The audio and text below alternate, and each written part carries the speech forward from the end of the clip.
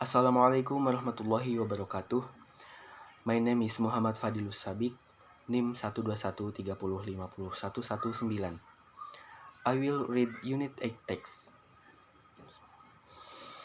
Kartosuwiryo's Charisma, Weber 1967, 80, argued that the charismatic leader has imagered in the two figures of the magician and the prophet on the one hand, and in the elected warlord, the gang leader, on the other. According to Weber, power is legitimized by reference to custom and tradition, or to the charismatic claims of a personal leader, or to the legal rational procedures of political administration. This notion is often regarded as Weber's most important contribution to political sociology.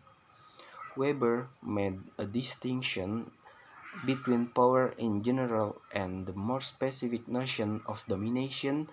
There are two sources of domination. The first arises from monopolistic control of economic resources in the marketplace.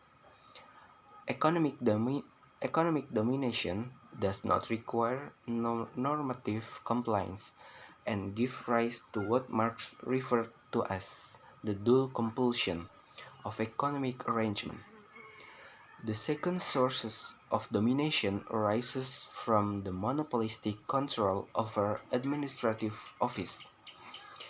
And in Weber's view, this ownership of the means of administration requires legitimating of compliance.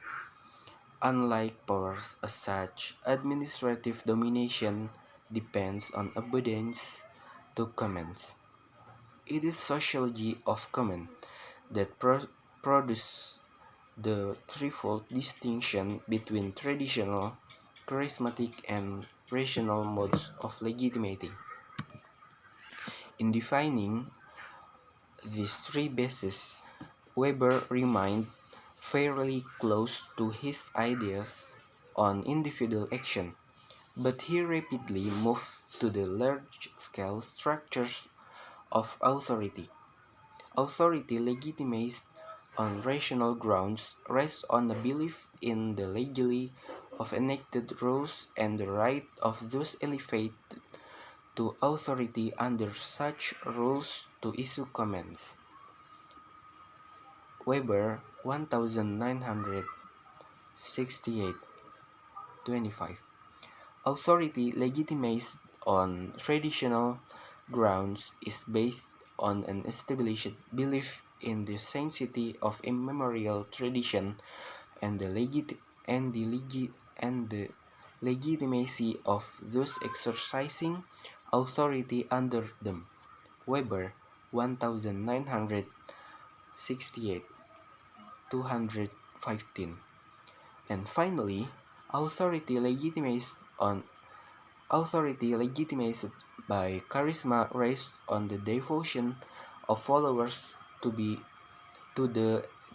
exceptional sanctity, heroism, or exemplary characters of leader, as well as on the normative order sanctioned by them.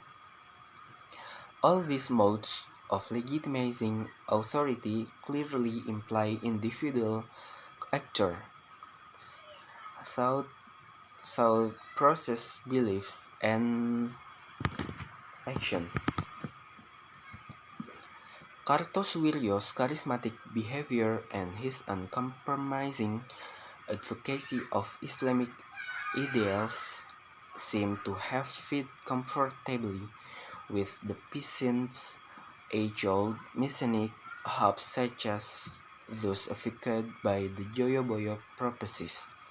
Dam 1971, 42. One of his closest followers reported that Kartosuwiryo had propagated the belief that he had received an order from God to become the Imam of the World Caliphate. Pinardi 1964 41. Indeed, from the time of the establishment of the Suffah until exhaustion, he was always addressed by his followers as Imam rather than Kiai. Imam refers to both the head of an Islamic state and the prayer leader of a mosque. By contrast, Kiai and Ulama refer to religious priests and teachers. See Pinardi 1964 41. The term of Imam is addressed by the follower Kartosuwiryo on him derived from the Holy Quran as expressed in many verses, which among them says, "And those who pray, Our Lord, grant unto us wives and offspring who will be the comfort of our eyes, and give us the grace to lead the righteous Imam." Al-Furqan 25:74. Source: Tajul Arifin, the Islamic movement in West Java, 1948, 62. A political sociology analysis, Al-Sharia, 2001. Thank you. That's all from me.